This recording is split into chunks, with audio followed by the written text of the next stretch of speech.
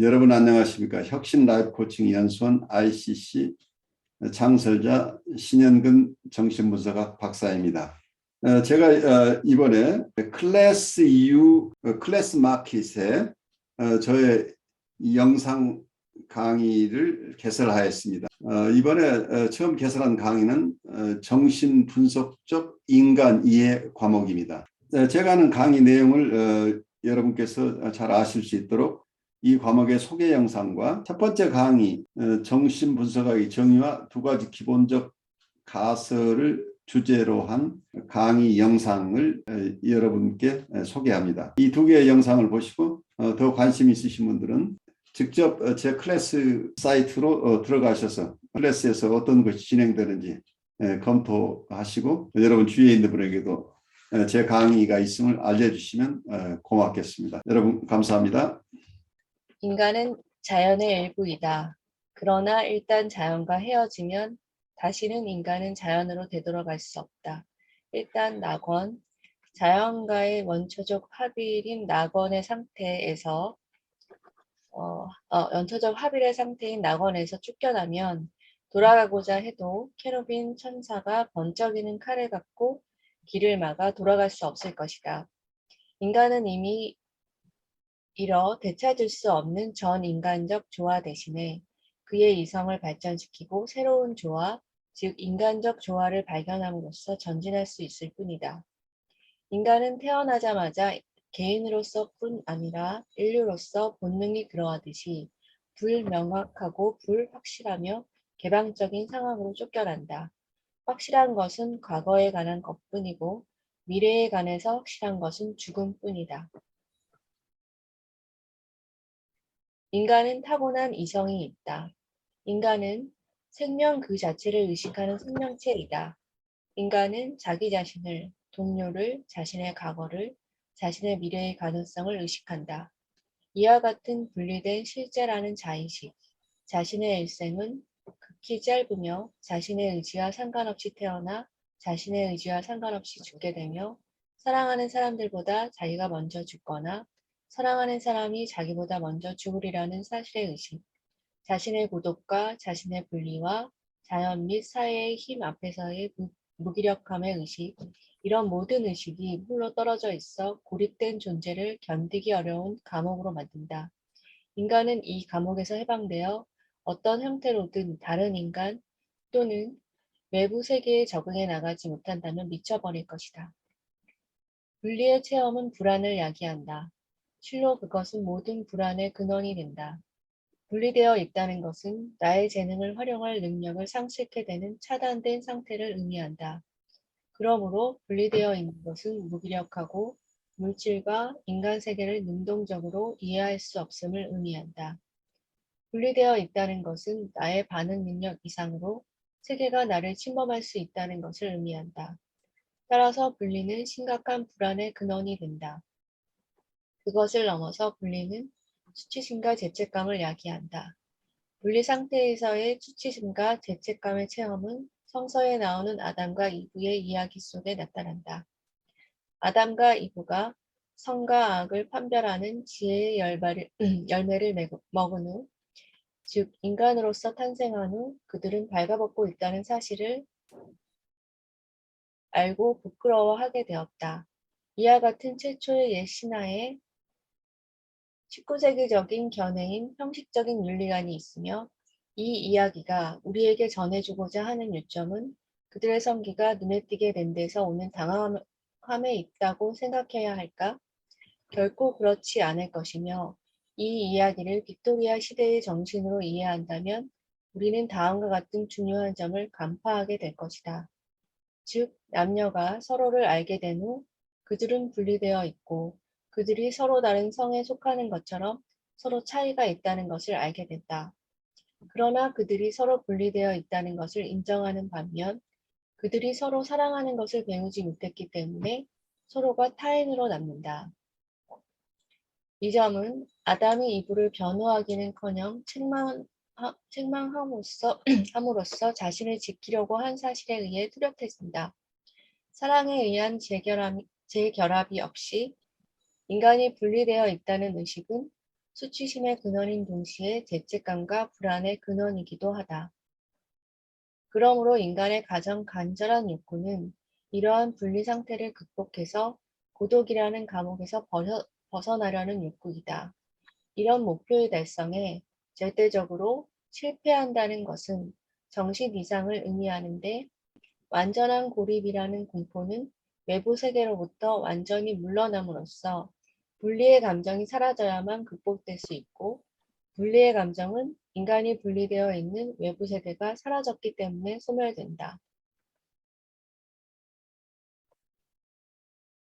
모든 시대, 모든 문화의 인간은 하나의 동일한 문제를 해결해야 하는 입장에 직면하게 되는데 즉 그것은 어떻게 분리 상태를 극복하는가, 어떻게 결합하는가, 어떻게 자신의 개체적 생명을 초월하여 합일점을 찾는가 하는 것이다.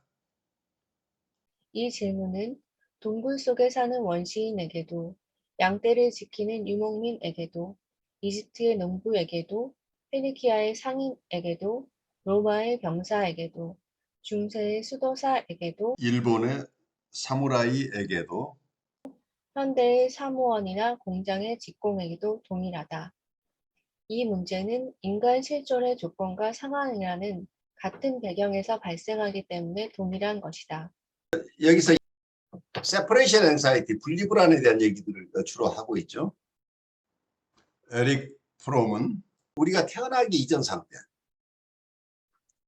개개인으로서는 태어나기 이전 상태, 어떤 인류가 진화하는 과정 속에서는 인류가 의식을 가지기 이전 상태를 상정하고 그 이후의 발달 상태와 대비할 수 있다고 보고 있죠. 독립적인 개체로서의 의식을 가지는 순간, 지금까지는 자연의 일부였던 인간이 자연과 분리되는 순간이 왔다는 얘기죠. 스리랑카라는 나라에 가면은 지금도 아주 소수민족이 있는데 그 소수민족은 도끼를 든 추장과 그 추장의 상징이 도끼예요. 이 추장을 따라서 밀림을 따라서 계속 움직여 다니는 유목민이 있어요. 그 유목민은 수천 년을 그렇게 살아와요. 제가 어느 그 나라에 20여 년 전에 가 있는데 그때 텔레비에 나오는 중요한 뉴스가 그 추장이 돌아갔는데 그 다음 추장에게 복귀가 어떻게 전달되는가 하는 것이 텔레비 방송이 되더라고요. 아프리카 대륙에서 움직이는 여러 종류의 동물들은 일정한 곳을 거쳐서 움직여 다니죠. 먹이를 찾아서 어느 지역에서 어느 지역으로 끊임없이 이동하죠. 그리고 우리가 잘 살피지 않지만 철새 때도 계절 따라서 계속 움직이고 있죠. 우리의 제비 가지고 강남 제비라고, 제비는 국경이 없었죠. 한국에 있는 제비가 이제 한국 사람들은 해외가 다른 나라들이 어떻게 사는지를 모를 때 제비는 강남에 왔다 갔다 했었죠. 저 남쪽에까지 날아갔다가 추워지면 거기서 때가 되면 다시 북쪽으로 왔다가 남쪽으로 가고, 이런 순환의 생활들이 어떤 거의 본능적인 생활들이죠. 그 인류도 초기에는 이런 생활을 했겠죠. 동물하고 큰 차이가 없는데, 그런데 어느 순간부터 우리가 동물과 다르다는 의식이 생겨나고 내가 나라는 존재에 대해서 의식이 생기면서 동물과의 결별이 일어났는데, 우리가 동물적인 상태에 있을 때는 고민을 할까요, 안 할 거예요? 이건 동물들이 들으면 우리가 엉뚱한 얘기를 한다고 할 텐데, 그냥 우리가 인간으로서 의식을 가지기 전의 상태에서 그 원시인들의 세계를 상정해 본다면 그 원시인들이 현대인과처럼 이렇게 고민을 하고 살았을 것인가, 아니면 어떤 호랑이나 사슴이나 사자처럼 그냥 살았을 것인가? 거기에 대해서는 여러분이 상상력을 동원해서 얘기를 좀 해봤으면 좋겠어요. 어쩌면 여러분의 과거예요. 여러분 속에서는 그 과거에 살았던 흔적이 남아있으니까 이게 남의 얘기가 아니라는 얘기예요. 어쩌면 우리가 의식을 가지고 인류가 진화해 온 것은 굉장히 아주 짧은 기간이라고 본다면 그 이전 단계에서 어떤 삶을 살았을 것인가. 동물이 다가올 홍수에 대해서 걱정하고 겨울에 어떻게 지낼 것인가 추위를 걱정하고 이런 걱정을 할까요? 안 할까요? 걱정하는 놈들도 있는 것 같아요. 그래요. 보면은 다람쥐들이 제가 화분에다가 식물을 키우면은 화분에다가 뭐 도토리를 얼마나 숨겨놓는지 막 숨겨놓잖아요. 그러니까 나름대로 겨울에 그 식량 떨어질까 걱정하고 이제 걱정하는데 그거 자체가 하드와이어된 프로그램 된 대로 사는 것인지 정말 의식이 있어서 하는 것인지 그 점에 대해서 제가 여쭤보는 거예요. 걱정하고 불안해하면서 이 일을 하고 있는 건지 아니면 도토리가 생기면 어떤 계절에 가면 그건 어디다 모아놓는 것이 자동적으로 오토매티컬리 기계적으로 하고 있는 것인지. 근데 어떻게 보면은 그 실존이라는 문제는 우리 인간이 그 어떻게 의식하느냐 차이는 있지만은 실존 자체의 문제는 아이든지 어른이든지 각자의 실존의 문제는 있는 거잖아요. 그렇죠. 그럼 동물들을 이렇게 관찰해 보면은 이게 나름 실존이 문제가 있구나 싶은 생각 드는 게 자연이라든지 그 동물을 대한 인간이 항상 똑같지 않다더라 이게 아는 것 같아요. 그 제가 이제 주변에 이렇게 보면은 가끔가다 이제 새들이 이렇게 떨어져 있으면 이제 주워다가 그 치료해서 키워보기도 하고 내보내기도 하고 막 그러는 일이 생기는데 새장을 하나 잘 지어놨거든요. 그랬는데 근데 얘네들도 처음에 그러니까 어쩌면 지금 쉘터를 하나 만들어 오신 거죠? 근데 그 왔을 때 아주 그냥 그 뭐냐 새가 그냥 먹이 이제 엄마한테 겨우 막 처음에 먹기 시작하는 애를 잡아오면은 금방 그 저기 뭐랄까 그 사람한테 길들여지거든요. 그냥 완전히 베이비 같으면은 아무런 자기 힘이 아무것도 없을 때는 그냥 먹이 주는 그 대상에게 의존하게 되는데 조금만 큰 놈들은 의존을 안 하고 도망을 쳐요. 겁먹고. 그래가지고 굶어 죽는 애들이 있더라고요. 그래가지고 이제 그런 걸 보면서 이제 의식하는 정도가 이게 새인데도 차이가 나는 생각이 들었어요. 그래서 그런 걸 보면서 얘네들도 불안이 얼마나 그 사람도 그잖아요. 불안이 영혼을 잠식한다는 것처럼 동물들도 불안이 자기 생명을 갉아먹을 수 있다는.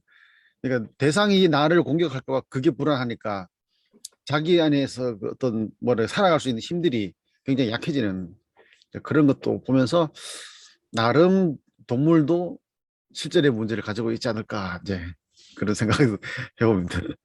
옛날에 유아들은 생각이나 느낌이 없다고 생각을 했잖아요.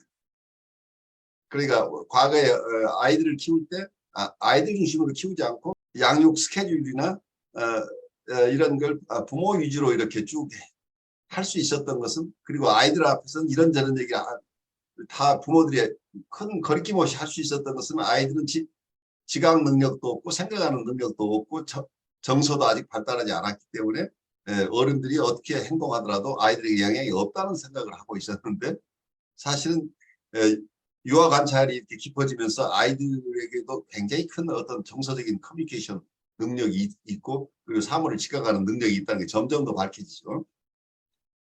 그런 점에서 지금 강 목사님이 관찰한 것도 굉장히 타당성이 있어요. 이 동물들에게도 이모셔널 커뮤니케이션 능력은 인간 못지않게 있다고 보여요. 그래서 실제 정서를 느끼고 있고 두려워하고 이런 부분은 있는 것 같아요. 그런데 인간처럼 이렇게 고도로 사고하는 능력이나 기획하고 하는 능력들은 없겠죠. 그런 점에서 서구 사회에서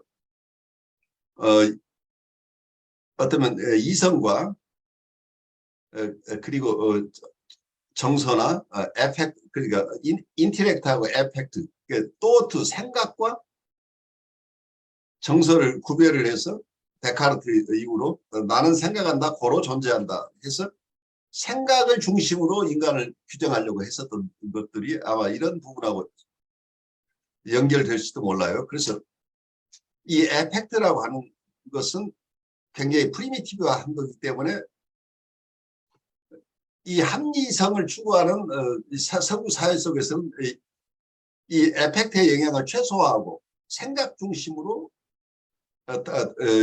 탐구를 해온 거죠. 이게 자연과학을 발달하게 한 거죠. 지성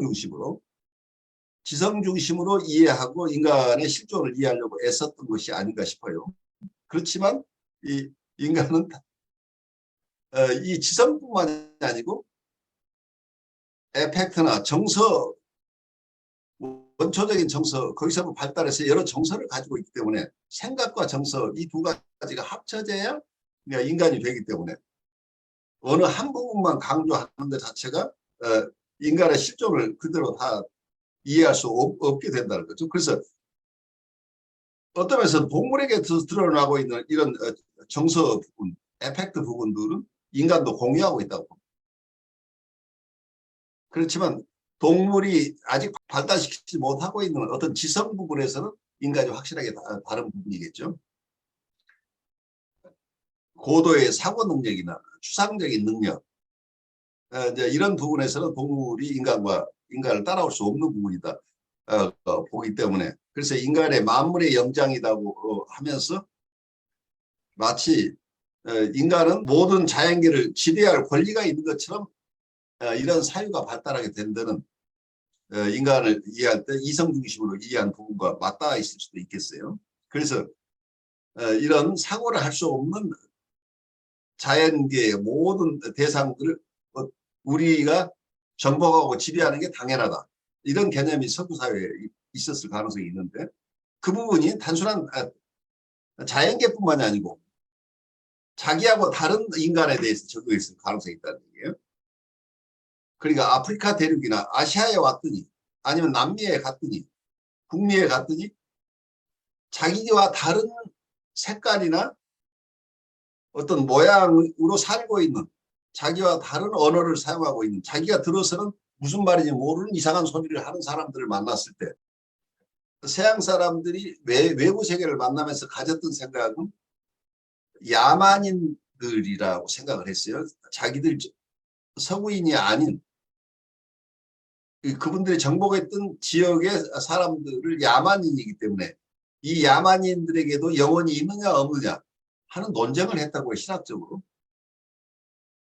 그만큼 인간이 인간을 바라보는 것을 하나의 자기와 다른 인간을 동물로 봤다고 하는, 동물과 거의 같이 취급했다고 하는, 그래서 이런 인간에 대한 편견이 굉장히 오랫동안 유지되어 오고 있는 거죠. 어떤 그런 편견이 지금도 남아있을 가능성이 있죠. 어떤 심각한 그 우월주의 입장에서는 고도로 발달한 우리와 다른 어떤 대상들은 다 어떤 야만적이거나 동물적인 것으로 보는 거기 때문에 이걸 우리 자신에게 적용할 때도 마찬가지로 그렇게 되면 우리에게 자연과 공유하고 있는 것, 말하자면 동물과 공유하고 있는 우리의 부분들은 어떤 면에서 별로 가치 없는 것으로 생각했을 가능성이 있는 거죠.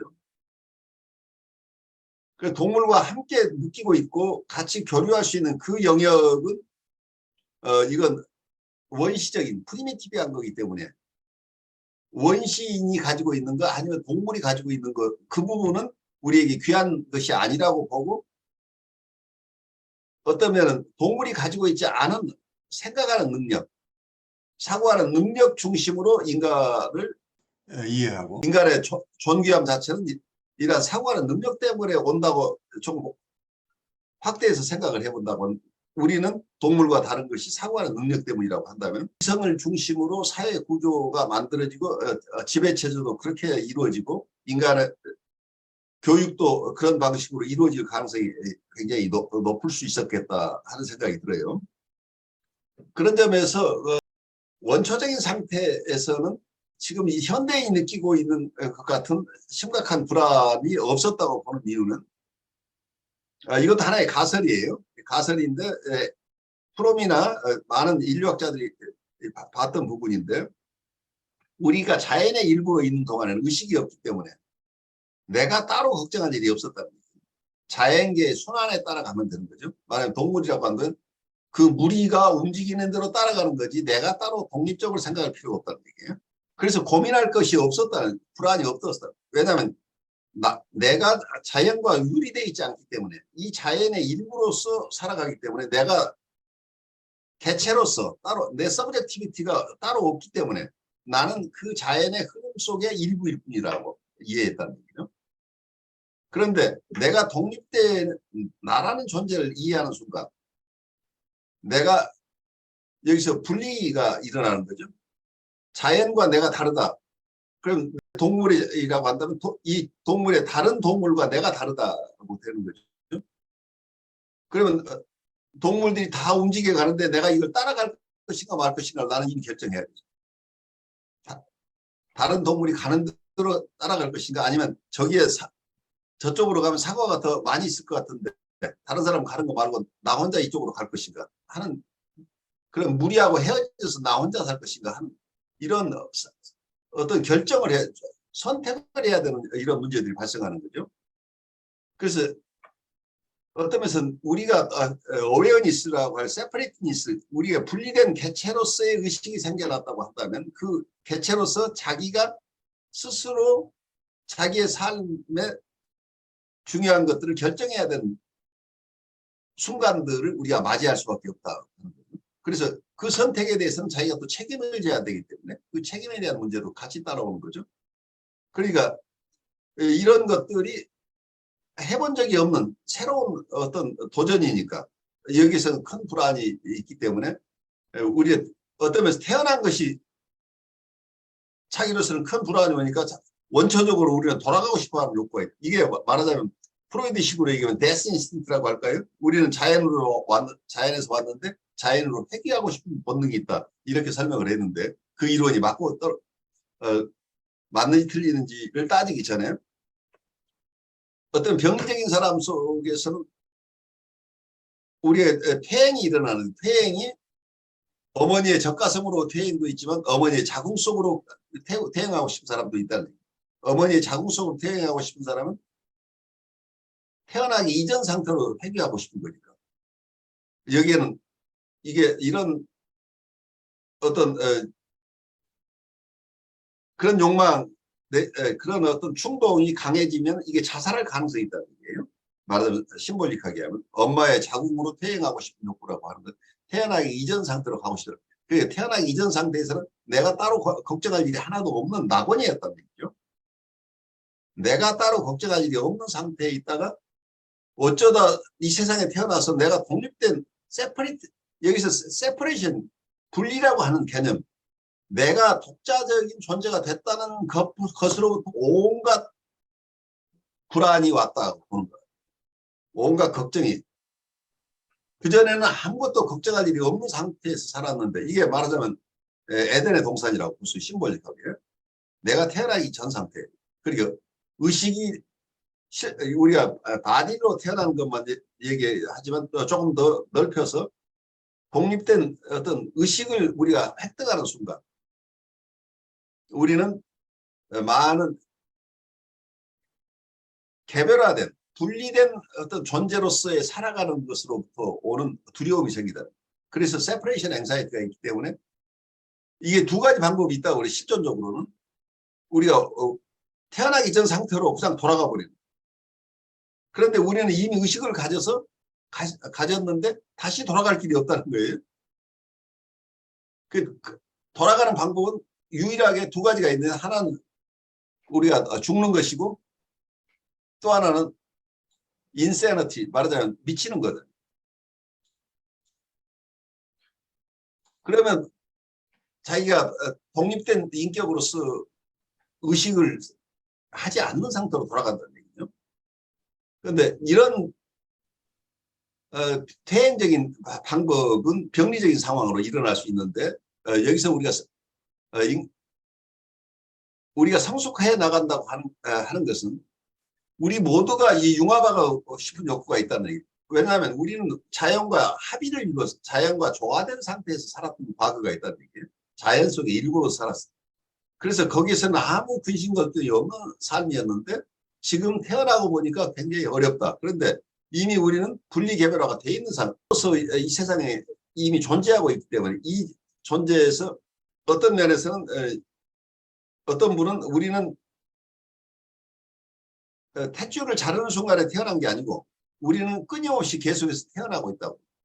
우리가 그래서 온전하게 태어나는 과정을 가고 있다고 주장하는 의견도 있죠.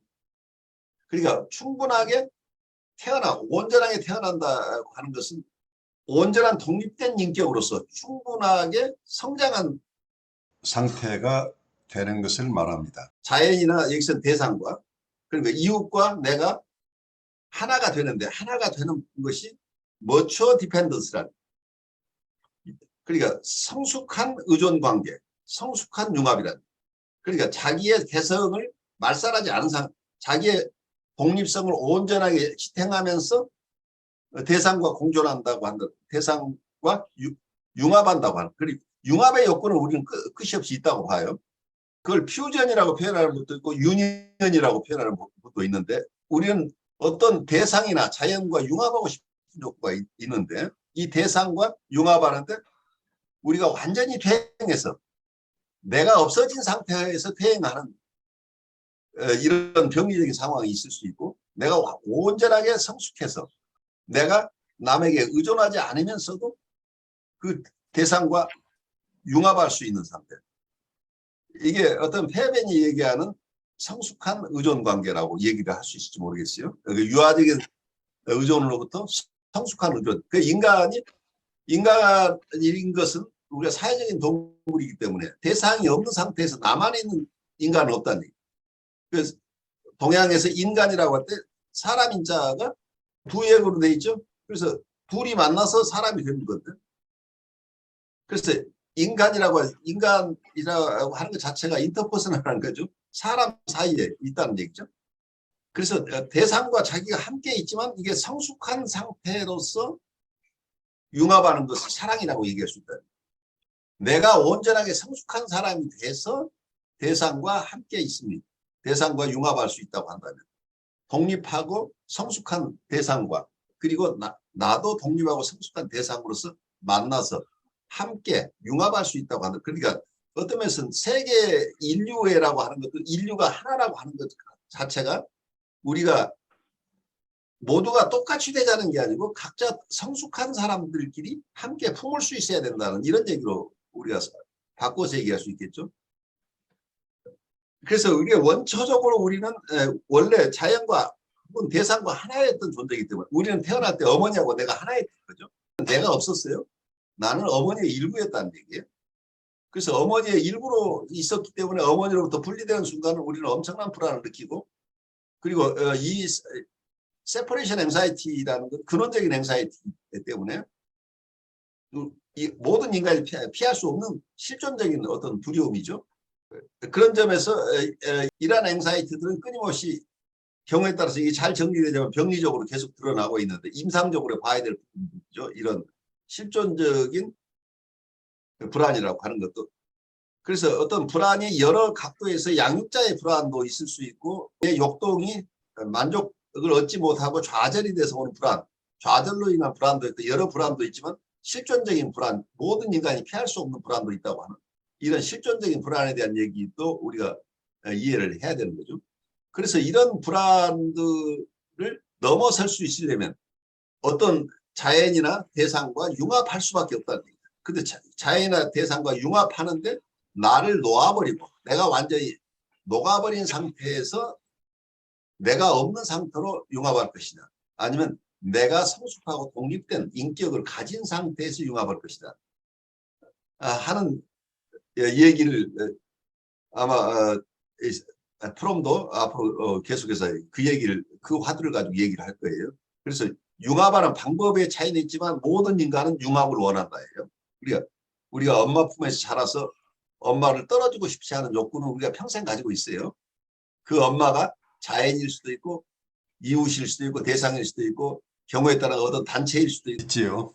그래서 인간이 가지고 있는 많은 현상들을 우리가 융합하고 싶은 욕구로 볼 수 있는 것이죠. 시적으로 어떤 극단적인 조직들이 계속 움직여지는 것도 그 조직과 내가 융합함으로써 내가 독립된 인격으로서 살아가면서 힘든 것을 융합함으로써 그 단체가 생각하는 대로 그냥 따라가면 내 고민이 사라집니다. 그래서 큰 것과 내가 융합하는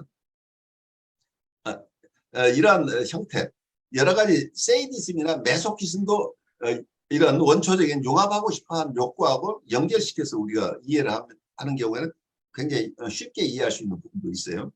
그래서 이 근원적인 분리불안이라고 하는 것이 얼마나 뿌리 깊은 것인가, 그리고 이건 실존적인 불안인가 하는 것을 우리가 조금 더 깊이 생각해 볼 필요가 있지 않나 싶어요.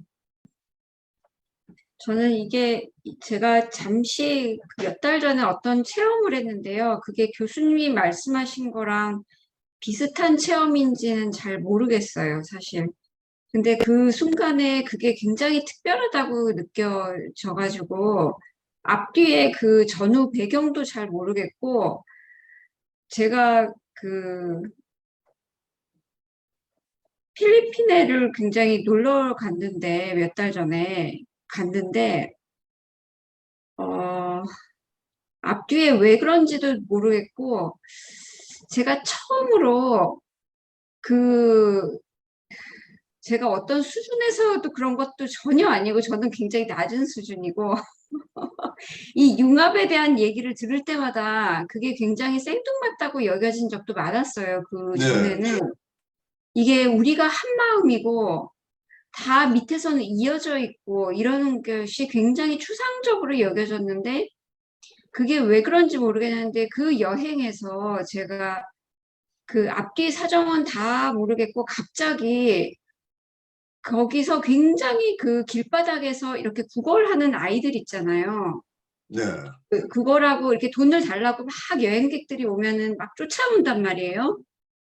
근데 그 아이들하고 갑자기 제가 굉장히 이어져 있는 것 같은 느낌이 들었고 또 그 다음에는 제가 해변가에 가갖고 배를 타고 이렇게 가는데 거기 물살이 반짝반짝반짝하고 그러는데 그 물살의 그 물결 하나하나마다 제가 거기에 이렇게 합체돼 있는 것 같은 느낌이 들었어요. 그래서 그게 제가 명상을 할 때 아주 가끔 굉장히 몰입이 돼 있을 때 그 느낌하고 굉장히 일체가 돼 있다는 느낌이 갑자기 들면서 그게 아주 짧은 순간이었지만은 내가 전혀 외롭지가 않고 내가 이렇게 세상에 있는 미물들과 내가 같은 그거라면 나는 이 전 우주와 나는 한 몸이 아닐까라는 굉장히 생뚱맞은 느낌이 굉장히 한순간이 딱 들었던 거예요. 근데 그게 너무 찰나여가지고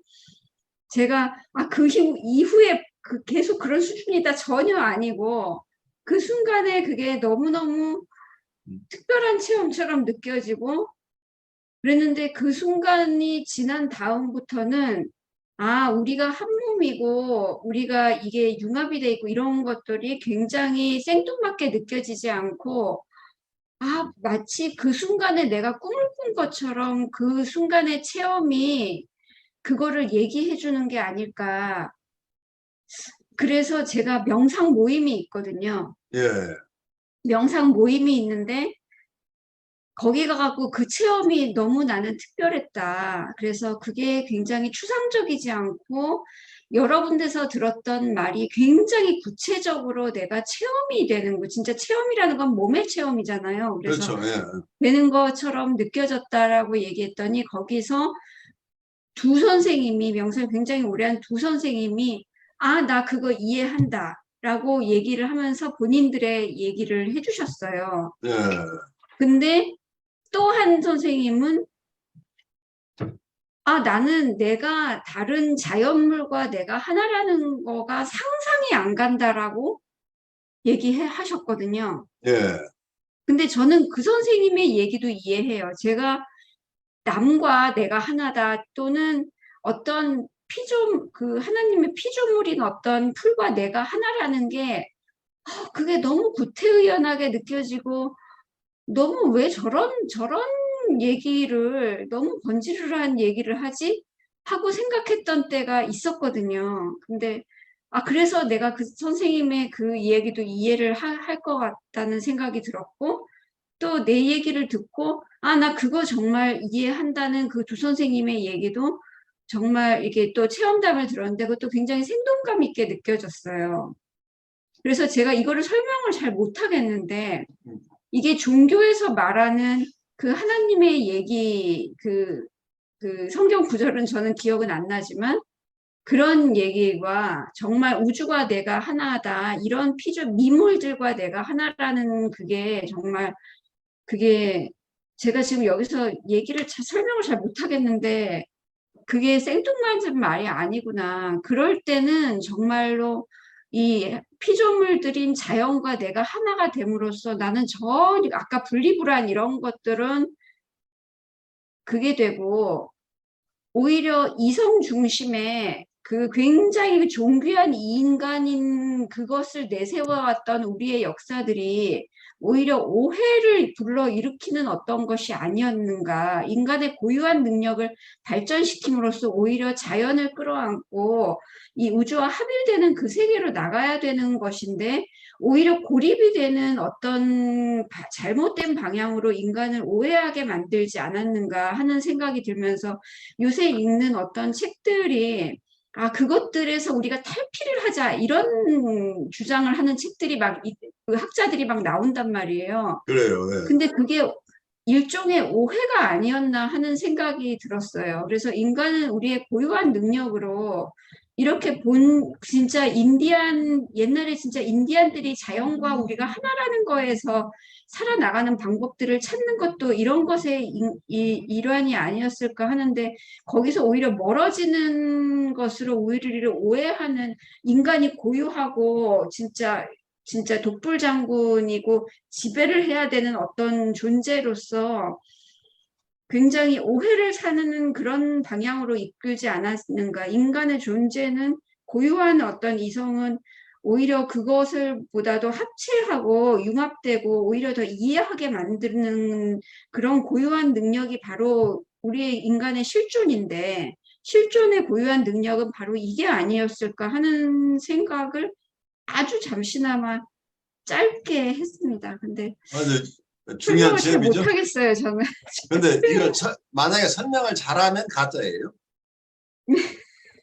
그러니까 이게 분리문자라는 거죠. 선에서 얘기하는 문자로서는 설명할 수 없다고 하는 거예요. 그래서 선에서 보통 그 스승들이 가르치는 것이 합리적으로 뭘 설명하는 게 아니고 그냥 패러닥시칼한 얘기들을 해요. 그러니까 논리가 닿지 않은 영역의 얘기를 한다는 얘기예요. 그 논리를 넘어서는 어떤 체험들, 직접적인 체험들을 요구하는 거죠. 그러니까요. 그래서 그 선생님들도 진짜로 저를 이해하는 것 같았고, 제가 심지어 또 뭐라 그랬냐면은, 그 선생님들 보고 저는 별로 너그럽지 않거든요, 보통 때. 되게 냉정하고 이런데, 그 여행에서 제가 묵주 팔찌를 어떤 스리하는 어떤 조그만 애가 이렇게 스리를 해갖고 해갔단 말이에요. 네. 근데 걔가 너무너무 안 됐게 여겨지면서 그건 몇 푼 안 하는 건데 쟤 허탕쳤네.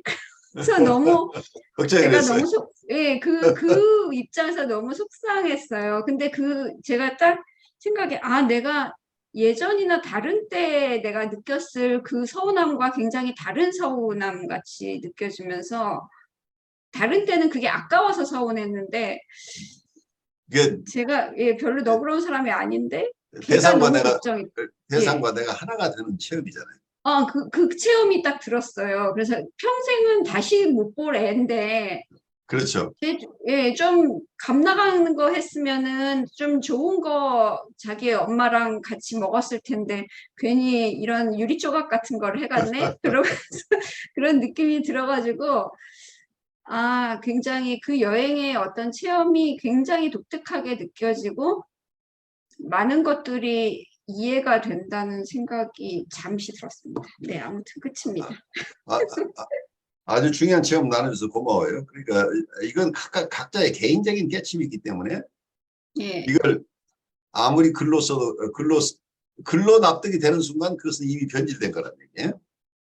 그러니까 맞아요. 우리가 이걸 예, 언어라고 하는 것이 예, 표상이라는 걸 이해를 상징이니까 예, 실제 체험을 담아내는 것은 체험자 밖에는 이걸 온전하게 가지고 있지 못한데 이걸 언어로 표현하는 순간 어쩌면서 원경험이 사라지는 건데 언어에 제가 그걸 매달리게 예, 되면 원경험을 바르게 이해하기 굉장히 어려워요.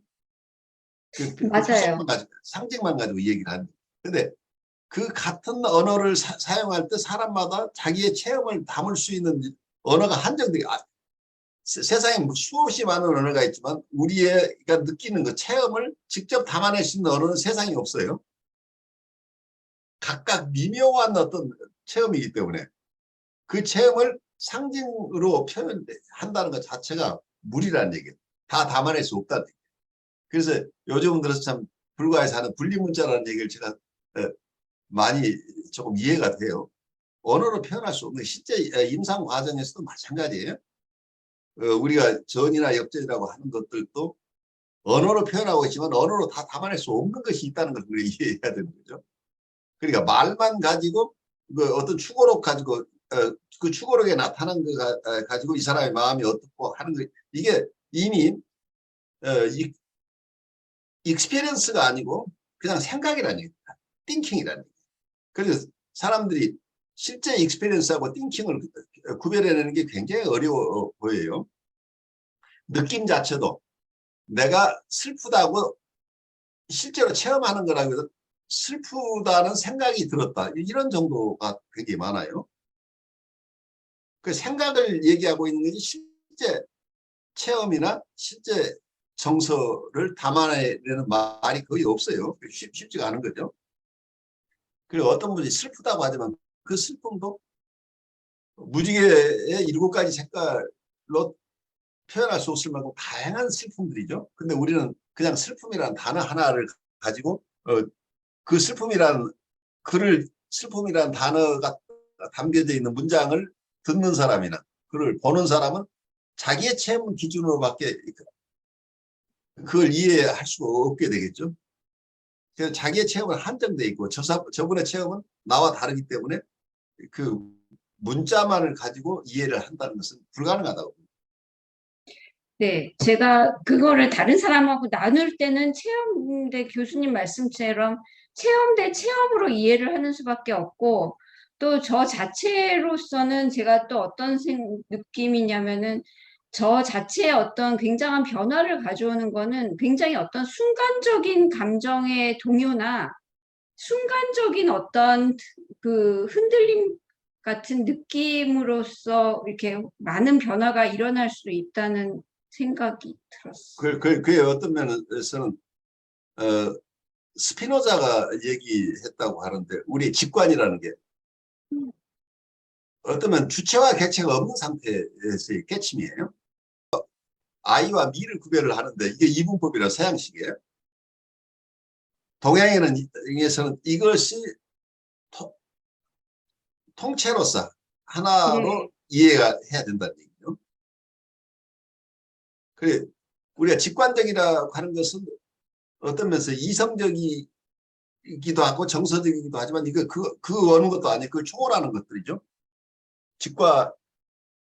직관적으로 뭘 깨친다고 하는 것은 정말 아는 거란 말이에요.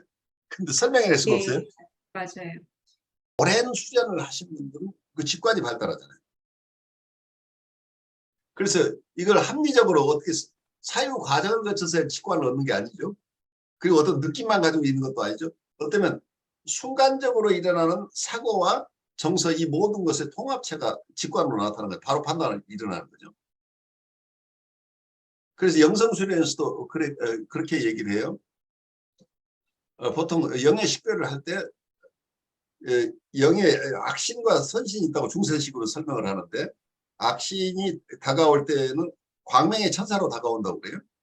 광명의 천사의 모습 그래서 아주 선한 생각과 선한 느낌, 아주 좋은 생각을 가지고 우리에게 들어온다는 거예요. 그러면 처음에 우리가 식별을 해낼 수가 없다는 거예요. 그런데 경우에 따라서는 굉장히 나한테 좋은 생각과 좋은 뜻을 주어서 내가 어떤 일을 하도록 만들어내는데 어느 순간에 가면 원래 거의 이제 끝나서 나를 망칠 때쯤 되면은 본래의 모습을 드러낸, 본래 악신의 모습을 나중에 드러난다는 얘기예요.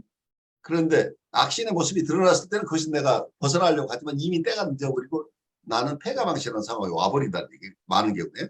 그런데 이거 수련을 오래 한 사람은 처음에는 몰랐지만 일이 진행되는 중간에 뭔가 이상한데 라면서 그때 이걸 알아보기 시작하는데 그 알아보는 것이 영신수련을 오래 한 사람이 갈수록 점점 이게 조금 더 빨리 그래서 영신수련이 깊어진 사람의 경우에는 벌써 악신이 다가오는 순간에 이걸 깨친다는 게 그게 바로 이때 직감이라고 여기서 아까 스피노자가 얘기한 어떤 인투이션이죠.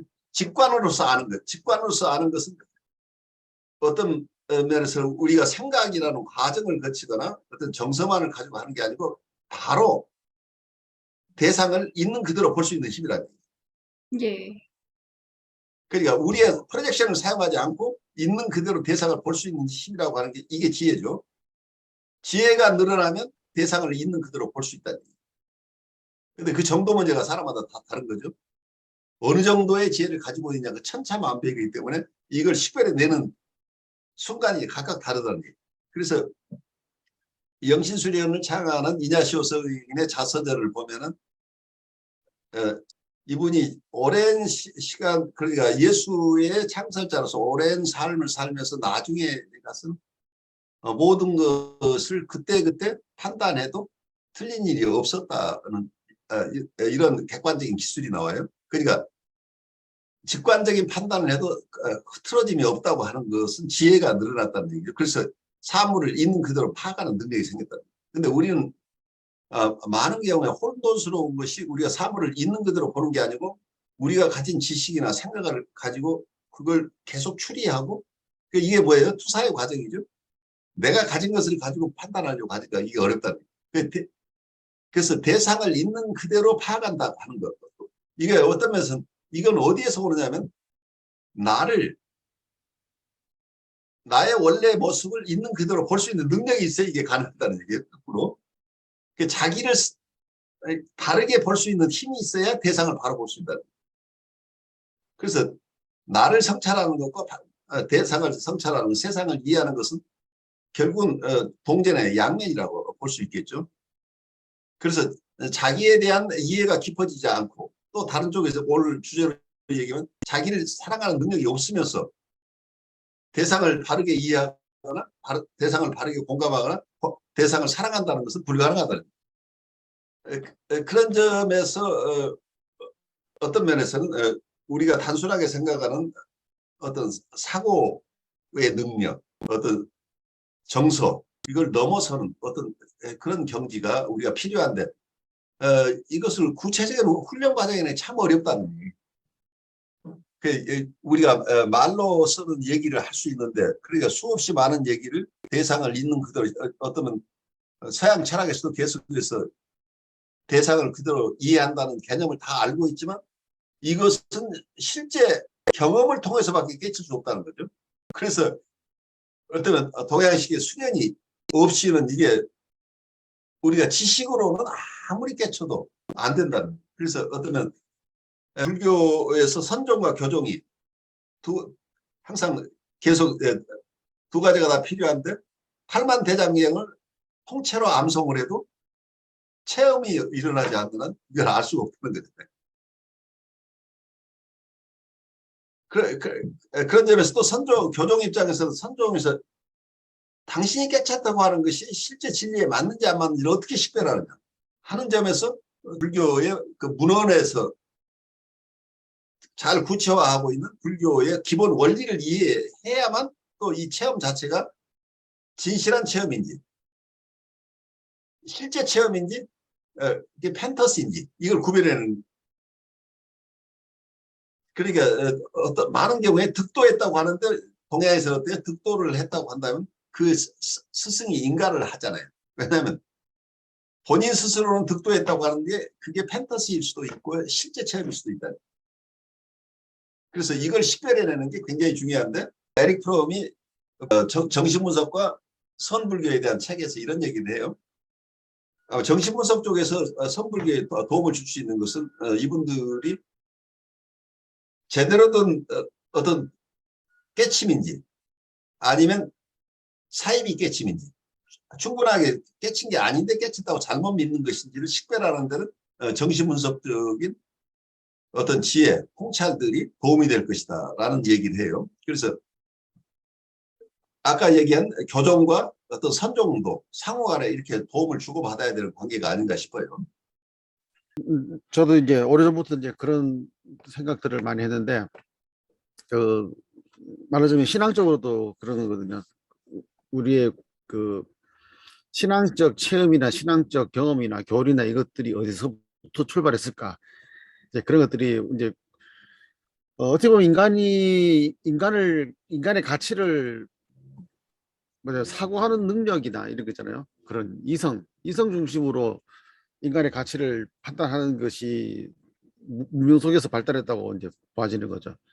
예를 들어서 공부하는 것, 그런 것도 보면은 그런 공부를 많이 할수록 사람은 가치가 있다. 이제 자본주의 입장에서는 돈을 많이 가질수록 가치가 있다. 뭐 그렇게 되잖아요. 근데 실제로 인간의 귀중성은 그런 사고의 능력이나 그런 물질의 많고 적음이 아니라 인간 자체의 가치라고 하는 거는 우리가 알고 있잖아요. 그럼 인간의 가치는 어디서 왔는가 하면은 성경에서 말한다면은 하나님께서 만드셨기 때문에 가치가 있다. 근데 하나님께서 만드셨는데 어떻게 가치가 있냐? 그럼 실제로 그 창세기에 나오는 건 인간에게 하나님께서 호흡을 이렇게 불어넣었다 이렇게 표현하고 있는데, 그러면 인간에게만 불어넣었느냐? 그 호흡을 단순하게 바람이 아니고 그걸 그 소울이라는 입장으로, 스피릿이라는 입장으로 본다 그러면은 하나님께서 하나님의 영을 인간에게 불어넣었다가 이렇게 되거든요. 그러면은 과연 그러면 인간에게만 그것이 들어가 있느냐? 그럼 뭐 이제 예술 하시는 분들 아잖아요. 그림을 그릴 때 그 그림을 자기가 그린 그림을 보면서 이거는 물감으로 그리면 종이와 물감이다, 끝, 이렇게 안 하잖아요. 그리고 그 속에 뭐가 들어있냐면은 그 작가의 예술가의 정신이 깃들어져 있다. 정신이 깃들지 않으면 그 예술 그 작품의 가치는 없다가 되잖아요. 그렇게 본다 그러면은 딱 문득 생각 들었던 게, 그러면 다른 인간 외에 다른 피조물은 뭐가 되느냐 그런 거죠. 그래서 한주연님이 경험했던 일치성이라는 건 뭐 융합이라든지 이런 경험이라는 것이 실질적으로는 성경에도 나와 있는 게, 세상의 모든 만물을 봤더니 다 하나님의 손길이 있더라. 이제 그걸 경험한다는 거죠. 해와 달과 별들, 곤충들, 풀, 이 속에서도 보면은 나하고 연결된 게 뭐냐면은 다 창조자의 정신, 스피릿, 이게 다 배어 있다는 거예요. 이제 그렇게 돼 버리면은 가치라는 것은 어디서 오느냐면은 그냥 인간 자체에서부터 가치가 출발된 게 아니라 원래 시작부터 가치가 부여된 채로 존재하게 되었다. 이제 그런 생각이 드는 거죠. 근데 단지 우리가 겪는 그런 실존적인 문제들 속에서 어쩌면은 우리가 그 위기 상황이라는 어떤 것들, 실존도 사실은 위기의 연속이잖아요. 그렇죠. 근데 그 실존이 두 가지가 되는 게, 하나는 뭐냐면은 우리의 실존 때문에 우리를, 위기를 말하자면 심리적으로 말하면은 방어 기제를 사용하기 위해서 어쩌면 우리 자신, 우리 셀프를 무가치한 걸로 자꾸 이렇게 진짜를 소외해버리고 다른 껍데기들을 많이 찾아버리는 경향이 있는가 하면은, 한편으로는 그 위기 때문에 느껴지는 게 뭐냐면은, 아, 이게 나의 실존이구나 하는 느껴지는 게 있는 것 같아요. 그래서 이제 그 아까 새 이야기했지만은 새하고 사람하고 하나가 될 가능성이 적거든요. 왜냐면 새는 지대로 살고 사람은 지대로 사는데, 위기를 딱 경험했을 때 그 위기 속에서 어떻게 관계가 형성되냐에 따라 가지고 그 참새의 실존과 인간의 실존이 만나면서 새로운 실존을 만들어 나가는 그런 걸 생각해 볼 수 있는 것 같아요. 그러면은 우리가 살아가는 삶 속에서 경험해 되지는 그런 그 어떤 찰나의 사건이든지 이런 것들을 통해 가지고 우리가 생각하는, 우리 어쩌면은 그전에는 인간에게만 가치를 부여하던 것이 곤충이나 풀이나 자연물이나 우주의 가치를 부여해 나가면서 오히려 인간의 진짜 가치를 더 확장해 나가고 발견해 나가는 그런 과정으로 되지 않을까. 그래요. 아주 중요한 통찰을 주셨어요. 그래서 인간만에게 사고하는 능력을 부여되어 있다고 한다면 이 인간의 사고하는 능력도 이 우주를 좀 더 잘 이해하고 그래서 바르게 조화롭게 사는 좀 더 좋은 세상을 위한 어떤 탤런트라고 볼 수도 있겠죠. 다른 어떤 동물이나 식물에게 주어지지 않은 어떤 탤런트가 인간에게 주어져 있다고 한다. 이런 패컬티가 이 패컬티는 어쩌면 신앙적으로 얘기를 한다면 창조 목적에 맞도록 사용돼야 된다. 어떤 내재적인 제한이 있는 거죠.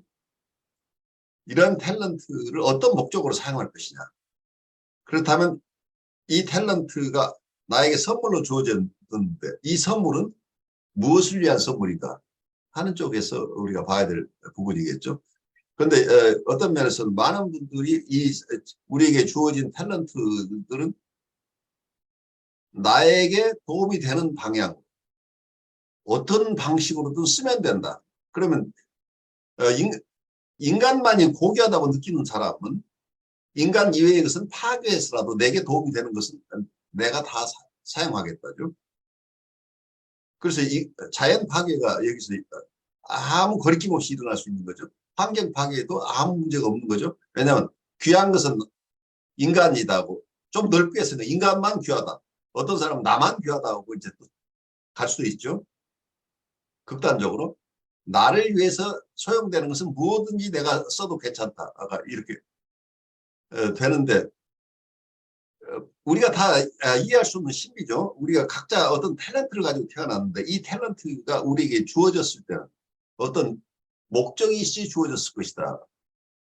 그래서 이걸 단순한 우연이라고 볼 것인가 어떤 목적성이 내재되어 있다고 볼 것인가 하는 것은 우리가 각자 소화해야 될 문제겠죠. 그렇다면 내게 주어진 어떤 탤런트가 있다고 한다면 그 탤런트가 주어진 목적에 따라서 사는 것이 우리의 삶이 아닌가.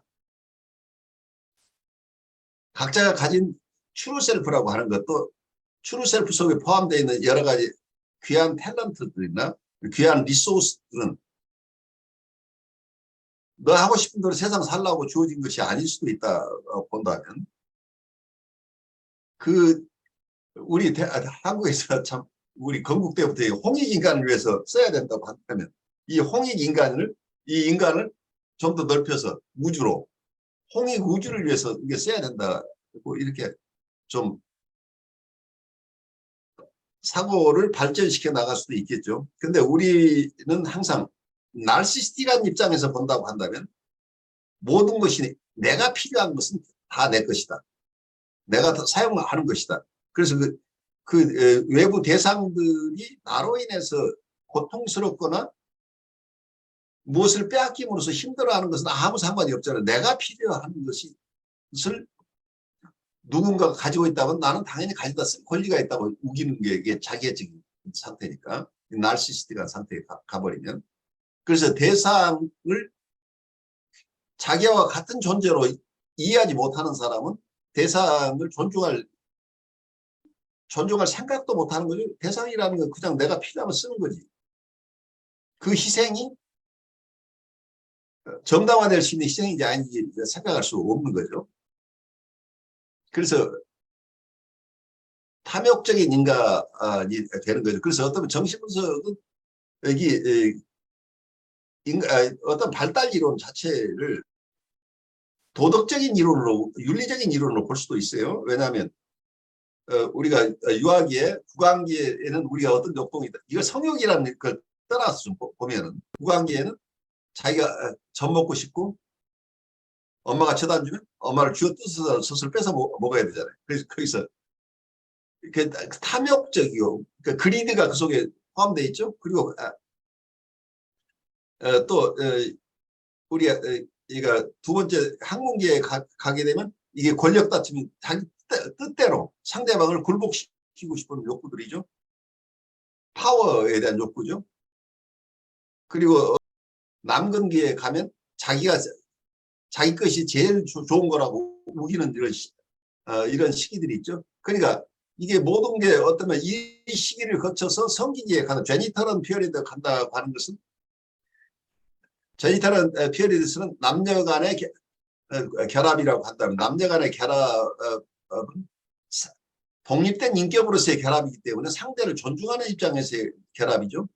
그래서 어쩌면 남근기까지의 우리의 발달 과정은 전부가 자기예요. 자기의 탐욕, 자기의 권력, 자기의 잘남을 주장하는 시기란 얘기예요.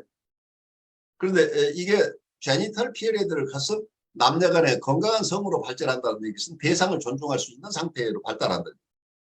그러니까 자기 혼자만 사는 세상으로부터 남과 함께 사는 세상으로 우리의 인격이 발달해가는 과정이라고 본다면 이걸 너무 프로이드식으로 성심리학적으로 볼 부분은 아니라는 얘기죠. 인격의 성장 과정으로 본다면 우리가 탐욕적인 인간으로부터 이웃과 함께 살고 이웃을 존중하는 인간으로 발달하는 것을 인간 발달 이론으로 볼 수도 있다. 이제 이런 것을 정신분석을 이렇게 조금 이해한다면 우리 영성도 마찬가지로 내가 필요한 것을 얻고 싶어서 우리의 청원기도라고 하죠. 내가 이것 좀 가지고 싶은데 이것 좀 갖게 해주세요. 내 집 사고 싶은데 집 좀 사게 해주세요. 내가 명문대학에 입학원서를 냈는데 꼭 되게 해주세요. 우리의 종교활동의 대부분이 치성을 드리는 일이죠. 이게 전부가 나르시스틱한 영성들이죠. 자기애적인 영성들이잖아. 나만을 잘되게 해주시죠. 근데 그걸 넘어서는 영성으로 발달하는 거가 굉장히 중요하다고 볼 수 있는 거죠. 그래서 이 개인의 어떤 정신분석적인 인간 발달 이론을 볼 때도 우리는 탐욕의 단계로부터 탐욕을 넘어서서 남과 같이 사는 공생의 단계로 진정한 공생의 단계로 갈 수 있어야 돼. 이웃과 함께 성숙해 나가는 것. 영성에서도 마찬가지로 나만을 위한 어떤 하느님을 찾지 말고 그걸 넘어서서 더 귀한 것을 주시는 하느님으로 우리가 받아들여야 되는 이런 과정들이 있는데 이런 심리적인 것이나 영성적인 것이나 모두가 궁극적으로는 윤리적인 것이라는 얘기예요. 공통점은. 그런데 정신분석을 이 윤리성을 제외하고 정신분석을 본다면 정신분석을 잘못 이해하는 거라고 보여요. 여러분 안녕하십니까. 혁신 라이프 코칭 연수원 ICC 창설자 신현근 정신분석학 박사입니다. 제가 이번에 클래스 EU 클래스 마켓에 저의 영상 강의를 개설하였습니다. 이번에 처음 개설한 강의는 정신분석적 인간 이해 과목입니다. 제가 하는 강의 내용을 여러분께서 잘 아실 수 있도록 이 과목의 소개 영상과 첫 번째 강의 정신분석학의 정의와 두 가지 기본적 가설을 주제로 한 강의 영상을 여러분께 소개합니다. 이 두 개의 영상을 보시고 더 관심 있으신 분들은 직접 제 클래스 사이트로 들어가셔서 클래스에서 어떤 것이 진행되는지 검토하시고 여러분 주위에 있는 분에게도 제 강의가 있음을 알려주시면 고맙겠습니다. 여러분 감사합니다.